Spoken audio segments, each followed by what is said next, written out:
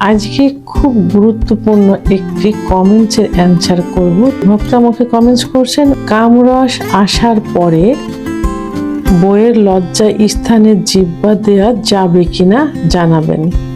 দেশের এবং প্রবাসের ভাই বোনদের প্রতি সালাম। আসসালামু আলাইকুম। আমি প্রভাষক ডাক্তার রিক্তা পারভিন, হোমিওপ্যাথি এবং আয়ুর্বেদিক চিকিৎসক। যে কমেন্টসটা বর্তমান অনেক যুবকই করছে, অনেক বিবাহিত যুবক অবিবাহিত যুবক একই প্রশ্ন করছে, তাই আজকে এর গুরুত্বটা দেখেই আমি কমেন্টসের অ্যান্সার করছি। মানে কামরস আসার পর বইয়ের লজ্জা স্থানে জিহ্বা দেওয়া যাবে কিনা জানাবেন। ধন্যবাদ খুব সুন্দর একটা কমেন্টস করার জন্য। অনেক যুবকই বর্তমান যে প্রশ্নটা করছেন যে বইয়ের যৌন স্থানে মানে যোনিপথে মুখ দেওয়া যাবে কিনা, অথবা অর্গাজম হলে যে কামরস আসে, অথবা বীর্যপাত হলে যে পানির মতো রস আসে, এটা পান করা যাবে কিনা, এমন প্রশ্নই করে থাকেন। প্রথমে আমি বলবো যে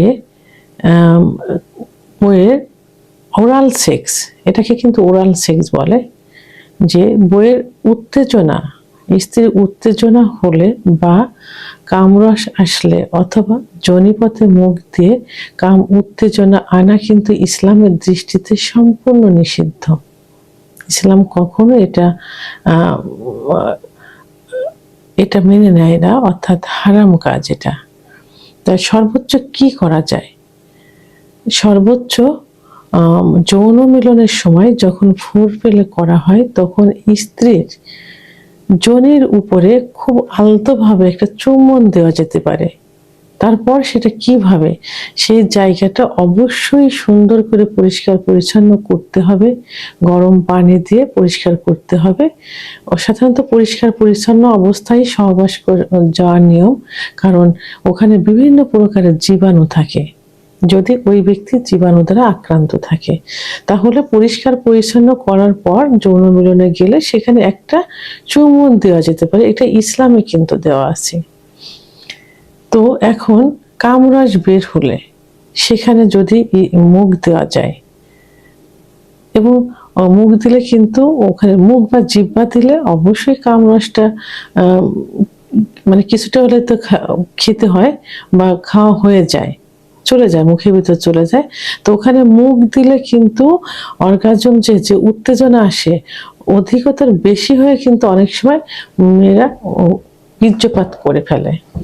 তো এই বীর্যপাত কিন্তু একটা নাপাক পানি, আর ইসলাম কখনো নাপাক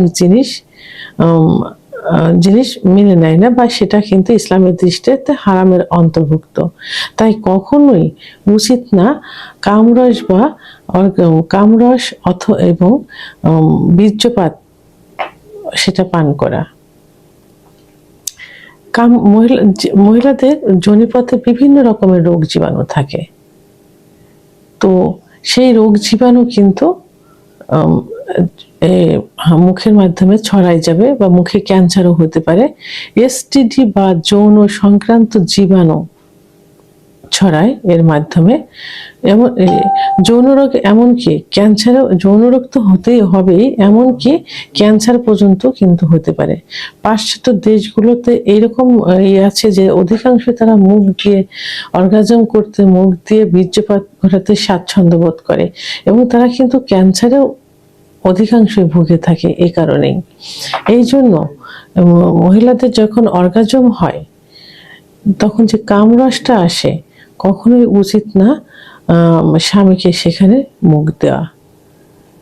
কারণ সেক্স উত্তেজনা আনা এবং সহবাসের সুখ পাওয়ার মতো অনেক পজিশন আছে, অনেক জায়গা আছে।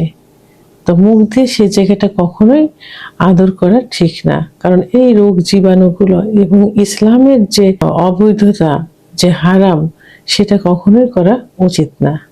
স্ত্রীর বা মহিলাদের যোনিপথে মুখ দেওয়া কিন্তু রুচিহীনতার পরিচয়, বিকৃতি রুচির পরিচয়। যেসব পুরুষ এই যৌনতা নিয়ে সবসময় ব্যস্ত থাকে এবং যৌনতাকে বিভিন্ন ভঙ্গিতে তারা সুখ পেতে চায় এবং মুখ দিয়ে যারা বীর্যপাত ঘটাতে চায় এবং স্ত্রীর কামরাস খেতে চায় বা পান করতে চায়, এরা সম্পূর্ণ কিন্তু বিকৃতি রুচির পরিচয় এদের। এরা কিন্তু স্মার্ট কোনো পুরুষ কিন্তু এ কাজ করবে না। যেসব পুরুষ সবসময় এইগুলো নিয়ে ব্যস্ত থাকে এবং তাদের চেহারা দেখলেই কিন্তু বোঝা যায় যে এদের রুচিটা কেমন, এবং তাদের চেহারায় কোনো লাবণ্যতা থাকে না, কোনো ইনোসেন্ট ভাব থাকে না, তাদের ভিতর বিকৃতি রুচির যে পরিচয় সেটা তার মুখে বা ফেসেই কিন্তু ভেসে ওঠে। তো ভিডিওটি সম্পর্কে যদি কোনো মতামত থেকে থাকে অবশ্যই কমেন্টসের মাধ্যমে জানাবেন। আর ভিডিওটি ভালো লাগলে লাইক, কমেন্ট, সাবস্ক্রাইব করে আমার সঙ্গে থাকুন। আল্লাহ হাফেজ।